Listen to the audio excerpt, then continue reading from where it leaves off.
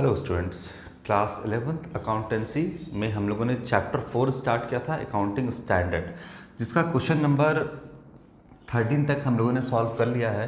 आज हम स्टार्ट करेंगे क्वेश्चन नंबर 14 से। क्वेश्चन नंबर 13 तक हम लोगों ने कर लिया है, क्वेश्चन नंबर 14 से आज हम स्टार्ट करेंगे।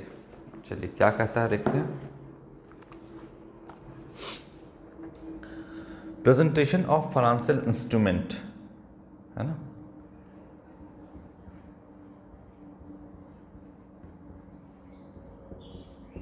Presentation of financial इंस्ट्रूमेंट, जो फाइनेंशियल इंस्ट्रूमेंट यानी फाइनेंशियल स्टेटमेंट जो हम प्रिपेयर करते हैं वो किस अकाउंटिंग स्टैंडर्ड के तहत करते हैं हम, है ना। जो फाइनेंशियल स्टेटमेंट, जो इंस्ट्रूमेंट का हम इस्तेमाल करते हैं फाइनेंशियल स्टेटमेंट के प्रेजेंटेशन में, वो किस अकाउंटिंग स्टैंडर्ड के तहत हम यहाँ पे करते हैं। तो ऑप्शन नंबर ए है आपका AS21, बी है आपका AS1, AS11, सी है आपका AS21 और डी है आपका AS31। क्या होगा इसका करेक्ट आंसर? AS31 जो है आपका वो करेक्ट ऑप्शन होगा यहाँ पर, ठीक है। प्रेजेंटेशन ऑफ फाइनेंशियल इंस्ट्रूमेंट जो हम करते हैं किस अकाउंटिंग स्टैंडर्ड के अंदर करते हैं, तो वो हम करते हैं AS31 के अंदर। फाइनेंशियल इंस्ट्रूमेंट का जो प्रेजेंटेशन है वो हम AS31 के अंदर करते हैं, ठीक है। इसके अलावा जान लीजिए कि AS आपका 1 क्या कहता है, डिस्क्लोजर ऑफ अकाउंटिंग पॉलिसी, जो आपने अकाउंटिंग पॉलिसी अपनाया है उसका जो है सफिशिएंट डिस्क्लोजर करिए आप। This standard deal with the disclosure of significant accounting policy in the financial statement. जो फाइनेंशियल स्टेटमेंट आप प्रेजेंट कर रहे हो या दे रहे हो, जो उसका सिग्निफिकेंट डिस्क्लोजर जो है आपका जो अकाउंटिंग पॉलिसी आपने अडॉप्ट किया है उसका सिग्निफिकेंट डिस्क्लोजर को करना है, ये अकाउंटिंग स्टैंडर्ड 1 के तहत आपका आता है। इसके बाद AS11 जो है वो कहता है आपका accounting for the effect of change in foreign exchange rate, ये आपका AS11 आता है। और AS21 जो है वो कहता है कंसोलिडेट फाइनेंशियल स्टेटमेंट, है ना। यहाँ पर जो प्रिपेयर किया जाता है कंसोलिडेट फाइनेंशियल स्टेटमेंट, वो आपका AS21 के तहत किया जाता है। और प्रेजेंटेशन ऑफ फाइनेंशियल इंस्ट्रूमेंट जो है आपका वो AS31 के अंदर किया जाता है। तो ये चीज़ फिलहाल आपको अभी याद रखना होगा। इसके बाद जैसे जैसे आगे आप पढ़ाई करोगे ये सारा अकाउंटिंग स्टैंडर्ड आपके सामने आएगा और इसके तहत जो है आपको अकाउंटिंग करना भी होगा। तो फिलहाल अभी आपको याद रखने की ज़रूरत है AS31 presentation of financial instrument. Question number 50,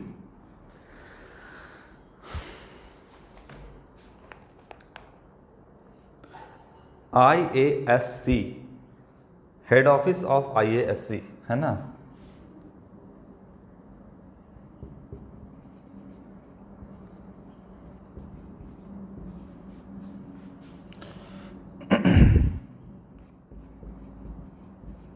head office कहाँ है? ऑप्शन ए कहता है आपका कनाडा, बी कहता है आपका इंग्लैंड,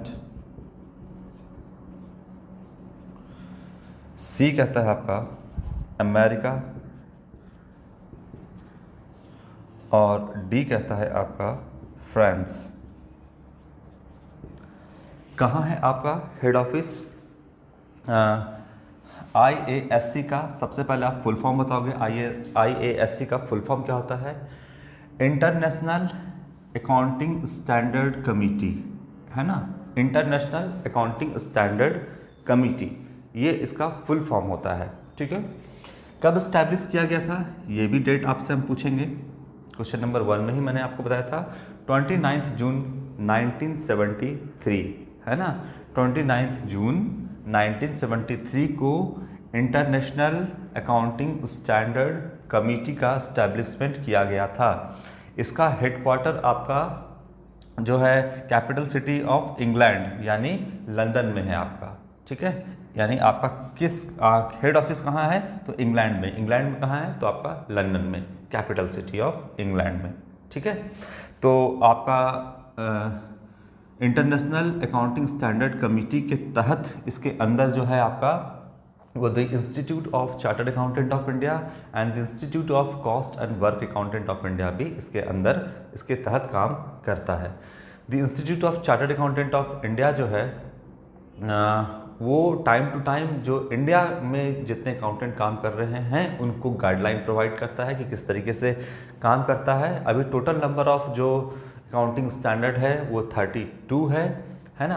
और जो institute of chartered accountant of India है वो अकाउंटिंग स्टैंडर्ड बोर्ड भी उन्होंने बनाया है, जिसके तहत वो ये उस बोर्ड के तहत ये जानकारी वो चाहते हैं कि कहाँ कहाँ जो है डाइवर्स अकाउंटिंग पॉलिसी को अडॉप्ट किया गया है, उसको ख़त्म करने के लिए जो institute of chartered accountant of India है उसने इस्टेब्लिश किया है, बनाया है अकाउंटिंग स्टैंडर्ड बोर्ड।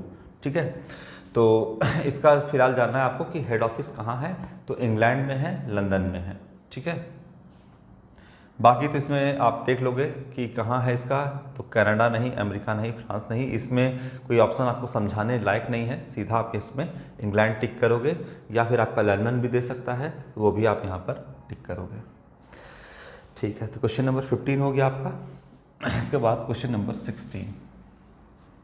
अभी फ़िलहाल ये सारा आपको अकाउंटिंग स्टैंडर्ड को याद ही रखना है, फिर इसका जब आप आगे जाकर के इस्तेमाल करोगे तब इसका आपको पूरे तरीके से इसका मतलब आपको समझ में आएगा।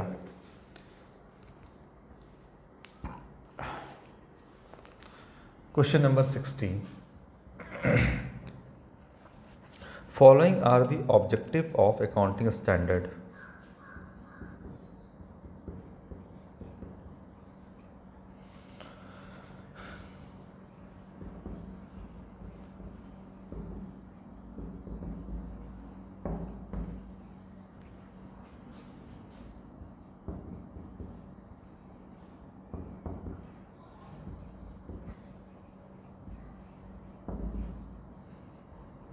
क्या क्या ऑब्जेक्टिव है, क्या क्या उद्देश्य है ना अकाउंटिंग स्टैंडर्ड का। हम जो अकाउंटिंग कर रहे हैं अगर उसमें अकाउंटिंग स्टैंडर्ड के तहत कर रहे हैं वो अकाउंटिंग, तो किस उद्देश्य के लिए हम कर रहे हैं, क्या हमें करना है, क्या हमें पाना है ना। अकाउंटिंग स्टैंडर्ड को हम अकाउंटिंग में अगर अकाउंटिंग स्टैंडर्ड के तहत अगर हम अकाउंटिंग कर रहे हैं तो किस उद्देश्य से कर रहे हैं, क्या मतलब है इसका, क्यों कर रहे हैं हम ऐसा, तो इसमें से कौन सा सही है वो यहाँ पे देखना है कि किस उद्देश्य के लिए कर रहे हैं। तो यहाँ पर है to help the auditor in the audit of accounts, to help the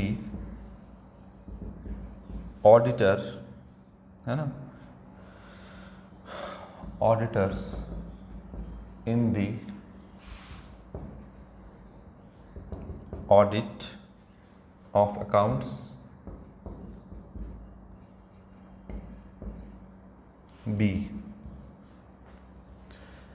to resolve the financial conflict easily,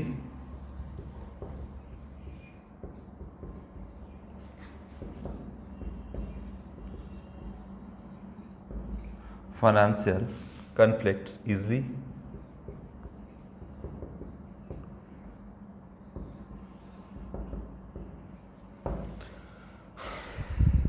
ये हो गया आपका बी।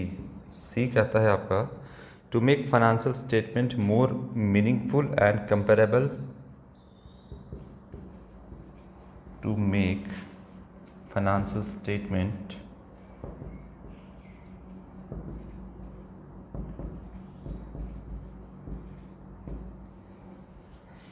मोर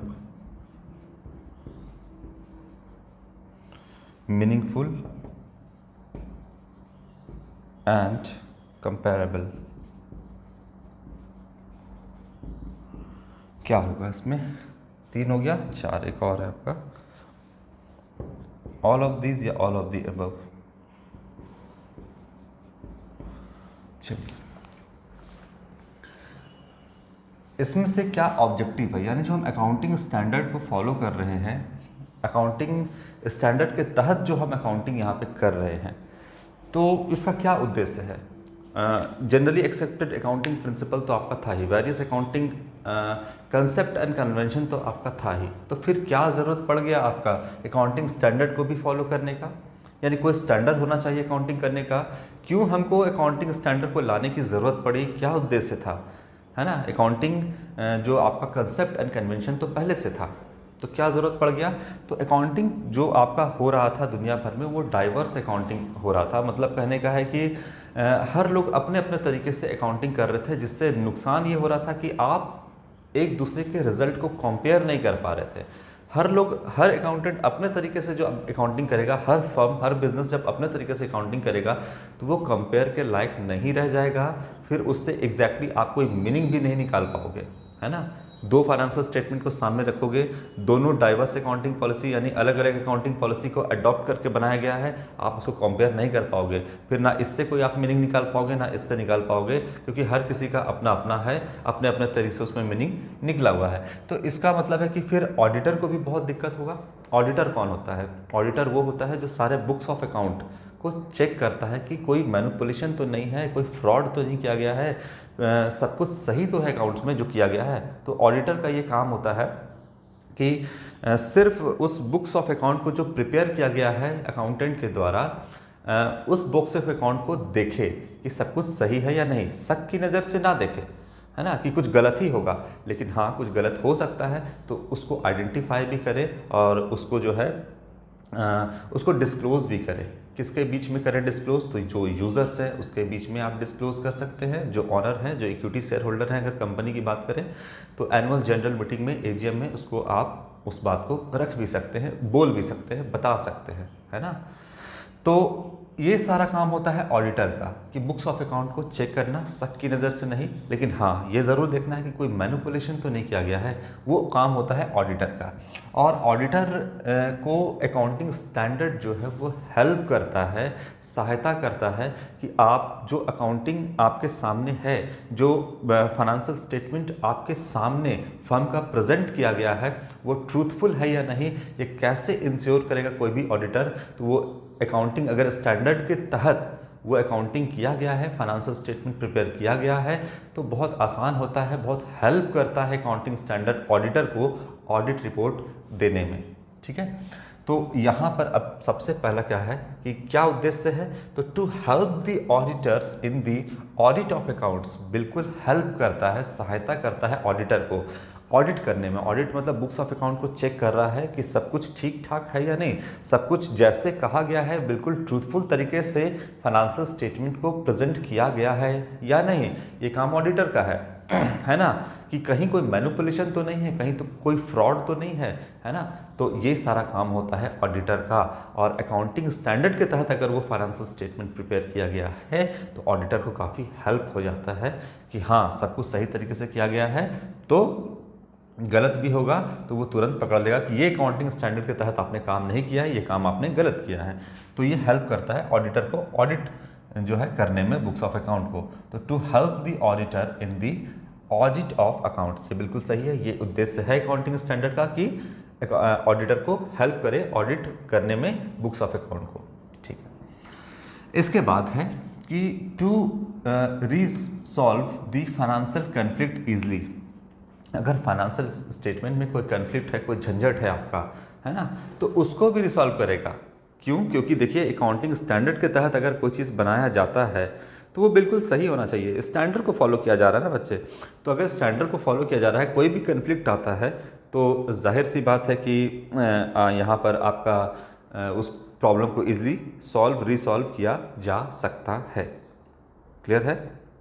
जैसे अगर हम बात करें कि कोई बच्चा 100 मार्क्स का एग्ज़ाम दिया, ठीक है, और हमने एक स्टैंडर्ड तय कर दिया है कि 33 में जो बच्चा आएगा वो पास है और 33 से जो नीचे आएगा वो पास नहीं है।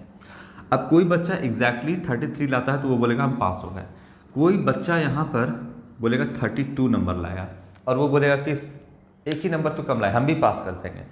तो क्या आप इस स्टैंडर्ड को फॉलो करते हैं? नहीं, तो फिर उनको पास नहीं किया जाएगा। 32 भी लाया है, 31 लाया है, तो उनको फिर पास नहीं किया जाएगा। क्यों नहीं किया जाएगा? क्योंकि आपने उस स्टैंडर्ड को फॉलो नहीं किया। अगर आप मुझसे मान लो कि मैंने आपको मार्क्स दे दिया 100 में 32, आप मुझसे झगड़ा करने चले आओगे कि सर जो आपने 32 दिया है मुझे भी पास कर दो, तो मैं आपसे क्या कहूँगा कि देखिए आपने कॉपी में क्या लिखा है और आपने कॉपी में ये सारा चीज़ लिखा है। अगर आप मुझसे झगड़ा कर रहे हो, कोई कन्फ्लिक्ट है हमारे बीच में तो हम ईजिली सॉल्व कर सकते हैं। बोलेंगे देखिए बच्चे स्टैंडर्ड 33 का है, आपने 32 लाया है या फिर आपने 30 लाया है ना, एक स्टैंडर्ड तय कर दिया गया है। बोलेगा कि नहीं मुझे भी पास, मैं भी पास करना चाहता हूँ या मुझे भी पास करो, तो बोलेंगे कि देखिए आप उस स्टैंडर्ड को फॉलो नहीं कर रहे हो, तो यहाँ पर आपके मेरे बीच का जो झगड़ा है, जो कन्फ्लिक्ट है, वो ईजिली सॉल्व किया जा सकता है क्योंकि स्टैंडर्ड पहले से तय है। तो उसी तरीके से जो भी फाइनेंशियल स्टेटमेंट में अगर कोई कन्फ्लिक्ट होगा तो स्टैंडर्ड पहले से तय है, उसके तहत हम जो भी प्रॉब्लम होगा, कन्फ्लिक्ट होगा, झगड़ा होगा, उसको रिसॉल्व हम कर सकते हैं। तो बोलिए ये भी करेक्ट, ये भी अकाउंटिंग स्टैंडर्ड का एक ऑब्जेक्टिव, एक उद्देश्य है या नहीं है? तो है, ये भी है। अब जाहिर सी बात है कि आप ऑब्जेक्टिव क्वेश्चन को सॉल्व कर रहे हो तो आप देखोगे कि 2 ऑप्शन सही हो चुका है। जब 2 ऑप्शन अगर आपका सही हो चुका है तो आप आंख बंद करके ऑल ऑफ दीज टिक कर सकते हो और अपना समय बचा सकते हो। लेकिन चलिए फिर भी हम यहाँ पर एक एक बात को समझ रहे हैं, इसलिए हम समझते हैं सारी बात को। यहाँ पर फिर थर्ड कहता है to make financial statements more meaningful and comparable. यहाँ पर जो फाइनेंशियल स्टेटमेंट सबसे बड़ा चीज़ है, जो यूज़र्स ऑफ अकाउंटिंग है, चाहे इंटरनल यूज़र हो चाहे एक्सटर्नल यूज़र हो आपका, चाहे आपका ऑनर हो, एम्प्लॉयज़ एंड वर्कर हो या मैनेजमेंट हो जो कि इंटरनल यूज़र है, उनके लिए भी फाइनेंशियल स्टेटमेंट का ट्रूथफुल तरीके से उसको प्रेजेंट करना, प्रिपेयर करना बहुत ज़रूरी है। फाइनेंशियल स्टेटमेंट अगर गलत रहेगा या उसको कोई स्टैंडर्ड के तहत नहीं बनाया जाएगा तो वो फाइनेंशियल स्टेटमेंट जो है ट्रू फिगर को प्रेजेंट नहीं करेगा, और जब ट्रू फिगर को प्रेजेंट नहीं कर पाएगा तो बताइए कि वो फाइनेंशियल स्टेटमेंट यानी trading and profit and loss account and balance sheet जो है कभी भी सही मीनिंगफुल तरीके से फिगर को प्रेजेंट नहीं कर पाएगा। तो कहता है to make financial statement more meaningful. अगर स्टैंडर्ड को फॉलो कर रहे हैं तो जाहिर सी बात है कि हर अकाउंटेंट, हर फर्म उसी अकाउंटिंग स्टैंडर्ड के तहत चल रहा है, तो वो जो फाइनेंशियल स्टेटमेंट प्रिपेयर होगा वो ज़्यादा मीनिंगफुल होगा। नहीं होगा क्या? क्लास में जैसे एक टीचर सारे बच्चों को पढ़ाते हैं बैठा करके, तो एक तरीके का नॉलेज आप सबको मिल रहा है ना, एक तरीके का नॉलेज आप सबको मिल रहा है। तो कोई ये नहीं कहेगा कि आपने ये पढ़ाया वो पढ़ाया। कहने का मतलब है कि सारा जो इन्फॉर्मेशन दिया जाएगा वो मीनिंगफुल है अगर कोई स्टैंडर्ड को फॉलो करते हुए चल रहे हैं तो। अब बताइए कि हम यहाँ पर जो आपको अकाउंटिंग पढ़ा रहे हैं, क्या वो हम अपने मन से पढ़ा रहे हैं या वो अकाउंटिंग लुकास पैशोली है ना, 1494 इटली के वेनिस शहर के रहने वाले थे, उन्होंने बनाया था डबल एंट्री सिस्टम, और वो डबल एंट्री सिस्टम जो है आज तक फॉलो किया जा रहा है। वही डबल एंट्री के तहत हम अकाउंटिंग कर रहे हैं और वही चीज़ हम आपको बता रहे हैं। हम अपने मन से आपको कुछ भी नहीं बता रहे हैं। तो बताइए कि जो लिखा हुआ है बुक में, जो अकाउंटिंग स्टैंडर्ड बना हुआ है, हम वो चीज़ आपको बता रहे हैं, तो वो मीनिंगफुल होगा या जो हम अपने से बता देंगे तोड़ मोड़ करके वो मीनिंगफुल होगा? नहीं। तो जो अकाउंटिंग स्टैंडर्ड के तहत बताएंगे वो ज़्यादा मीनिंगफुल होगा, है ना। तो इसीलिए अकाउंटिंग स्टैंडर्ड को अगर फॉलो करते हुए फाइनेंशियल स्टेटमेंट को प्रिपेयर किया जाता है तो वो ज़्यादा मीनिंगफुल होगा और वो कंपेरेबल भी होगा, है ना। कंपेरेबल कैसे होगा? फर्म ए अकाउंटिंग स्टैंडर्ड को फॉलो करते हुए आपका फाइनेंशियल स्टेटमेंट प्रिपेयर किया है, फर्म बी ने भी अकाउंटिंग स्टैंडर्ड को फॉलो करते हुए फाइनेंशियल स्टेटमेंट प्रिपेयर किया है। तो दोनों एक ही स्टैंडर्ड से फाइनेंशियल स्टेटमेंट को प्रेजेंट किए हैं, प्रिपेयर किए हैं, तो दोनों को इजीली कंपेयर भी किया जा सकता है। ठीक है, तो ये भी आपका ऑप्शन बिल्कुल सही होगा। तो यहाँ पर ऑप्शन डी जो है वो आपका यहाँ पे करेक्ट ऑप्शन होगा। ठीक है, और क्या इसका उद्देश्य हो सकता है? तो इसको आप एक बार जो है रीड कर सकते हो कि to ensure uniformity in the preparation and presentation of financial statement, to provide information to the users about the policy adopted in the preparation of financial statements. कौन सा पॉलिसी को अडॉप्ट किया गया है, ये इन्फॉर्मेशन भी यूज़र्स को देना ज़रूरी है। तो अकाउंटिंग स्टैंडर्ड भी आपको ये बात को इंश्योर करता है कि उनको पता हो कि कौन सी पॉलिसी को अडॉप्ट किया गया है। To remove the effect of diverse accounting policies and practices. जो diverse accounting policies and practices यानी अपने अपने तरीके से फर्म को में अकाउंटिंग करना, अलग अलग टेक्निक की सहायता से करना, तो वो जो डाइवर्स हो जाएगा अकाउंटिंग, उसको भी डाइवर्स ना हो, है ना, उसको हटाने के लिए भी अकाउंटिंग स्टैंडर्ड लाया गया है। अकाउंटिंग स्टैंडर्ड के तहत अगर आप अकाउंटिंग करोगे तो डाइवर्स अकाउंटिंग जो आपका चल रहा है, जो होगा, प्रैक्टिस करोगे, उससे आप बच जाओगे, है ना। तो to remove the effect of diverse accounting policies and practices. इसके बाद क्या ऑब्जेक्टिव और हो सकता है? To ensure consistency, transparency and comparability of financial statement. आपका जो फाइनेंशियल स्टेटमेंट है, अगर आप अकाउंटिंग स्टैंडर्ड के तहत बना हो तो उसमें कंसिस्टेंसी होगा, एक समान होगा, वो आपका कोई भी जो है आपका आसानी से आप उसको कंपेयर कर सकते हैं क्योंकि आपका एक समान रूप से बनाया जा रहा है, क्योंकि आप accounting standard, same accounting standard को फॉलो कर रहे हो। उसमें ट्रांसपेरेंसी भी होगा। ट्रांसपेरेंसी क्यों होगा? क्योंकि आपने अकाउंटिंग स्टैंडर्ड जो कहा गया है आप उसको फॉलो करते हुए बना रहे हो, तो ट्रांसपेरेंसी भी होगा और कंपेरेटिबिलिटी भी होगा, आप उसको कंपेयर भी कर सकते हैं। और क्या हो सकता है objective? To improve the reliability and credibility of financial statement. जो रियलाइबिलिटी है, जो क्रेडिबिलिटी है, जो विश्वास है अकाउंटिंग के प्रति यूजर्स को, वो भी बना रहेगा, क्योंकि यूजर्स जानेगा कि ये चीज़ जो है वो अकाउंटिंग स्टैंडर्ड को फॉलो करते हुए बनाया गया है, तो वो भी ये जो क्रेडिबिलिटी है, जो रियलाइबिलिटी है, वो यूजर्स का वो भी बढ़ेगा। ठीक है, तो ये सारा ऑब्जेक्टिव है। तो क्वेश्चन नंबर 16 हो गया बच्चे। अब क्वेश्चन नंबर 16 के बाद question number 17।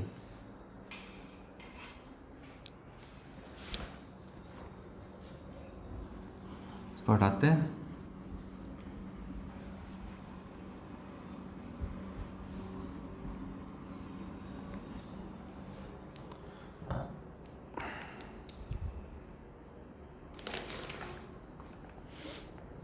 Accounting standards are useful.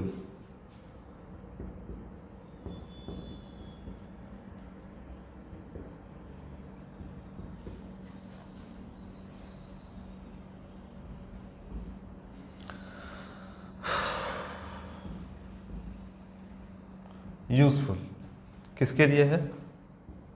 A for government, B for investor, C for auditors और D all of this. Accounting standard किसके लिए यूज़फुल है?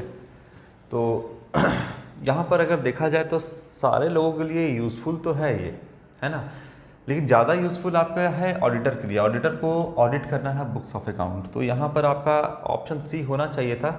लेकिन अगर बात करें कि अकाउंटिंग स्टैंडर्ड के तहत अगर अकाउंटिंग होता है तो जितने भी यूज़र्स ऑफ अकाउंटिंग हैं उनमें रियलाइबिलिटी, क्रेडिबिलिटी बढ़ती है ना। तो इसका मेरे ख्याल से ऑप्शन होना चाहिए डी करेक्ट। हालांकि दिया है आपका ऑप्शन करेक्ट सी, बट मेरे ख्याल से यहाँ पर आपका डी जो है करेक्ट होना चाहिए, क्योंकि सबके लिए है। इन्वेस्टर भी तभी इन्वेस्ट करेगा जब उनको लगेगा कि जो फाइनेंशियल स्टेटमेंट है वो ट्रूथफुल तरीके से उसका प्रेजेंटेशन किया गया है, जो भी जानकारी दिया गया है, अगर वो अकाउंटिंग स्टैंडर्ड के तहत दिया गया है तो जाहिर सी बात है वो सारा इन्फॉर्मेशन बिल्कुल सही होगा, वो भरोसे के लायक होगा।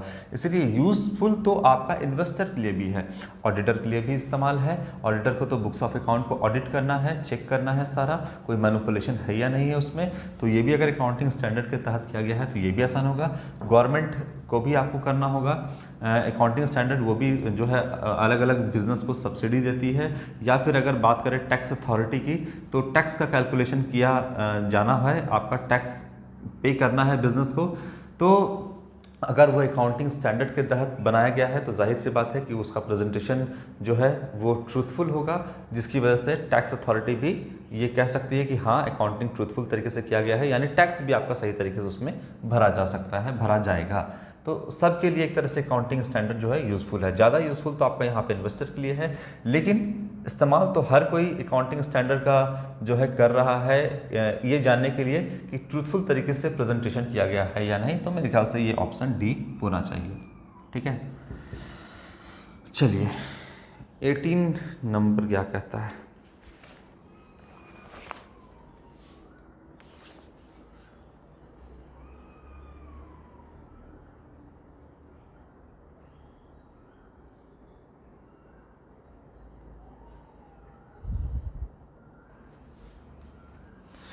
कहता है international accounting standard board establish in the year of.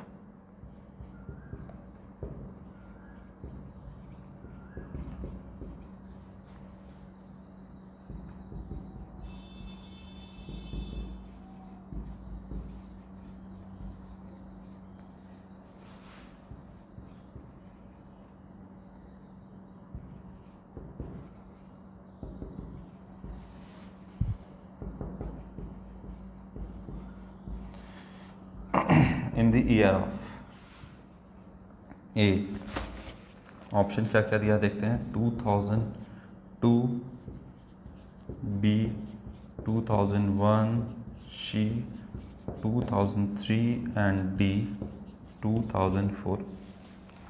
चलिए, क्या इसका आंसर करेक्ट आंसर होना चाहिए? ठीक है, तो इसका जो आपका करेक्ट ऑप्शन होगा वो होगा ऑप्शन नंबर बी। यहाँ पर 2001 लिखिए आप, ऑप्शन है ना, ये होगा आपका। 1 अप्रैल 2001 को जो है इंटरनेशनल अकाउंटिंग स्टैंडर्ड बोर्ड का स्टैब्लिशमेंट किया गया था। किसे रिप्लेस करके, या बोले किसका सक्सेसर है ये बोर्ड? तो ये है आपका इंटरनेशनल अकाउंटिंग स्टैंडर्ड कमेटी को रिप्लेस करके इंटरनेशनल अकाउंटिंग स्टैंडर्ड बोर्ड है ना, वो बनाया गया 2001, 1 अप्रैल 2001 में आपका। ठीक है, तो क्वेश्चन नंबर 18 तक आज हम लोगों ने किया है। क्वेश्चन नंबर 19 से हम स्टार्ट करेंगे आपका नेक्स्ट वीडियो में। आज के लिए इतना ही बच्चों। यहाँ तक जो मैंने आपको बताया है उसको आप एक बार ध्यान से रीड कर लेना। आपका जो स्टैंडर्ड है वो यही स्टैंडर्ड है क्लास 11th का। इसी स्टैंडर्ड से आपका क्वेश्चन पूछा जाता है और इसके अंदर ही आपका क्वेश्चन जो है वो एग्जामिनेशन में जनरली पूछा जाता है। तो आप इसे अच्छे से प्रिपेयर कर लेना जितना भी मैं बता रहा हूँ उसको।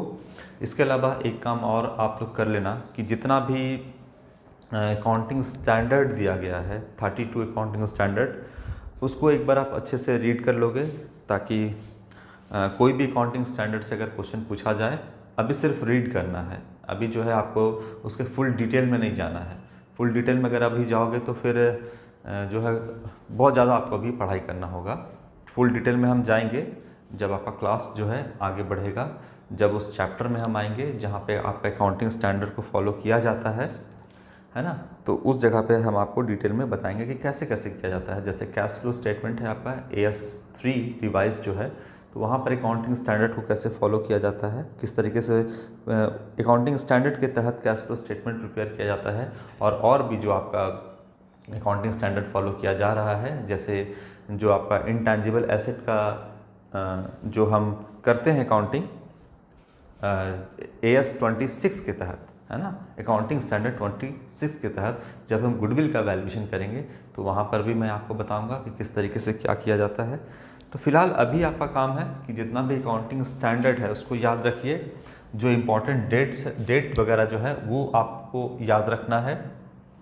बस इतना से फिलहाल आपका अभी काम हो जाएगा। आपको इतना ही पढ़ना है।